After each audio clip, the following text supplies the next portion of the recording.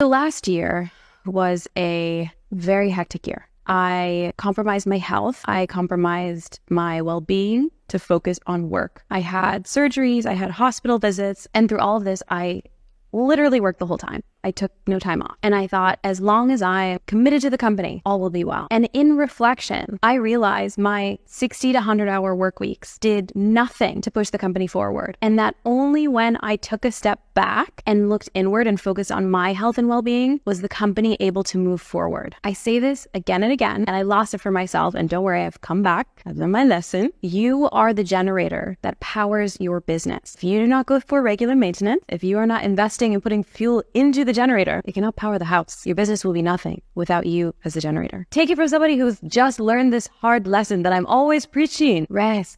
It's okay, it's okay, it's okay. Take the time you need to spend the time being absolutely sure and gaining conviction around your target so that every time you shoot, you hit the bullseye. Would you rather aim well and shoot one arrow at your target, or not be able to aim, just look at a glance, but have 20 arrows and hope that they go and hit your bullseye? One requires much more time thinking and planning and care, precision. One is quick and haphazard, but requires significantly more energy. Which one do you want to be? So this year, my lesson is to leave space every day for rest and reflection, to ensure that I'm coming to business to be the best colleague, the best decision maker, the one aiming to ensure that we hit the bullseye every time. Sometimes we can find that we get into these cyclical thought patterns where we are on a loop. Do you ever sometimes start thinking about something else as you're driving, and then all of a sudden you're at your destination? Or for those who live in Lagos and don't like the wahala of this traffic, do you ever find yourself walking somewhere or in the middle of a conversation of something you've talked about repeatedly time and time again, and all of a sudden you're at the end of the conversation, you don't remember the time in between? Your brain went into autopilot. That can happen in increasing spaces around your life. And sometimes it's okay, but especially when it comes to business, and especially when you have to operate on first principle thinking, it's essential you don't go to that place. And so something I do on a weekly basis that really helps to make sure that I'm always shaking things up in my mind and that I don't fall into the place of habitual patterns and thinking is I make sure every week I do something that I haven't done before. And that can be as simple as walking up the stairs backwards, or drinking water out of my left hand, or it can be something as big as doing public speaking at an event I haven't been to before. Just make sure every week you are giving yourself. And also, the reason that this is important is the mind naturally reverts to things that we are comfortable with, not necessarily the things that are best for us. If you don't practice conscious thinking, you will naturally be drawn to the things that are familiar and not the things that will push you ahead, because growth is always uncomfortable. It's always sticky. It's always icky. It's always kind of hard. And so you need to be actively keeping yourself in the mental framework and the mental capacity to push yourself ahead, to get into those uncomfortable spaces. So what are some things that you do to ensure that you are keeping your mind fresh, that you're allowing yourself to be in the uncomfortable space where growth happens? Love to hear it in the comments. And also feel free to reach out to us in our community at www.ingressivecapital.com.